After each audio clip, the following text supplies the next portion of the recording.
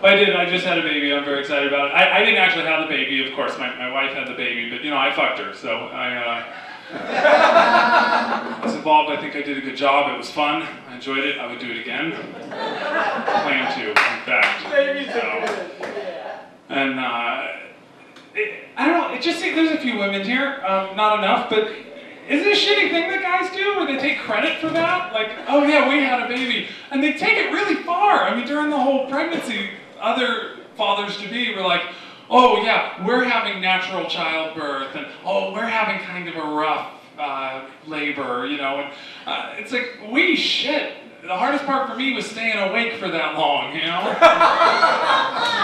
And it was a long time. We had a long thing, and we wanted to do it naturally, and my wife ended up having to get an epidural, and I had to go downstairs and get a mocha, so it was rough. Oh, push, honey, push. Delicious.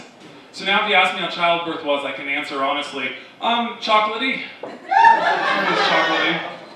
So it was a rough labor, and afterwards, like a lot of comedians come on and they, you know, their wives were demons during the whole delivery and it was awful and they threatened to kill them. We had the best time. We really were close. We went through it together. We bonded. And we're sitting there with my little beautiful baby girl on my wife's chest, and we're in this magical moment. And it's one of those moments that I will cherish for the rest of my life. It was made right there. And then traipsing right into that moment is this fucking doctor who marches in the room and says, you know, you can't have sex for 6 to 8 weeks. Oh, fucking great. I'm sure this was the perfect moment for that. That couldn't have waited. I had to know that right now, because I was going to climb up on the bed and say, baby's out of the way, make room for daddy. Oh, yeah. I mean, really? It was urgent. And 6 to 8 weeks is a long time, because as soon as the doctor walked in, she said that. She's like, oh, you can't have sex for 6 to 8 weeks. And my brain starts trying to think how long that is. And when I was a kid, I used to read comic books, and I would order things from the comic books. And do you remember back in the days before internet instant gratification? There's one other nerd in the audience. Do you remember how long it took to get things from the comic books? 6 to 8 weeks. So the doctor comes in and says that, you know, you can't have sex for 6 to 8 weeks. And because my mouth works a little faster than my brain, I right away turned to her and said, shit, I thought that was a long time to wait for sea monkeys to come. Thanks to that line, it was a lot longer than 6 to 8 weeks. So, by the way, any guys that do go through this and you have a kid, the following is not a good pickup line, and you should know this. Nobody warned me. Honey, wake up, been 8 weeks. Doctor said you gotta fuck me. That does not work. Don't try it. It like adds time onto your sentence for bad behavior. Don't do it. I don't recommend it. It's understandable that you would get spoiled though, because during the whole process of trying to have a kid, which I was stoked about trying. I was like, friends were warning me, don't tell people you're trying because it could take a long time. And I'm like, yes, a long time of really easy pussy, this is great. Because when you're trying, this is a successful pickup line. Hey, sweet, it's noon. It works well. And then a little while later, hey, hun, it's noon 05, means you get round 2. If you're quick. And I am.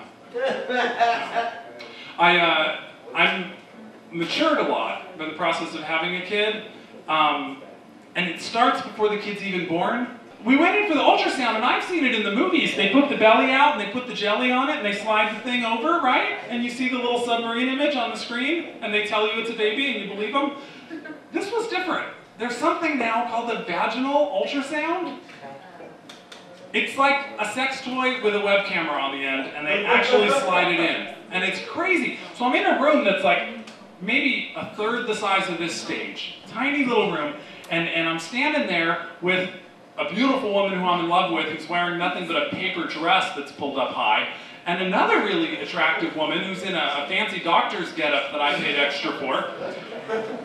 And the doctor dress-up lady is sliding something into the other woman, and the other woman I'm allowed to touch, which is not usually the case in these scenarios, or so I'm told.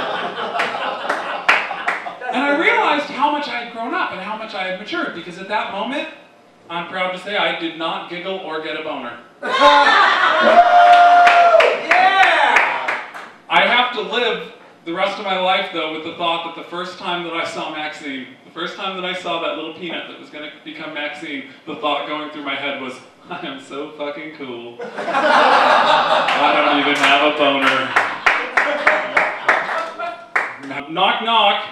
Who's there? The atheist. The atheist who? The atheist.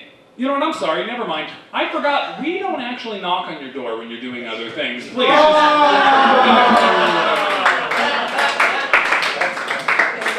If you're of any religion that isn't one of the door-knocking religions, that one's yours. Just change out the word atheist, you can use it, it's my gift to you. Amen.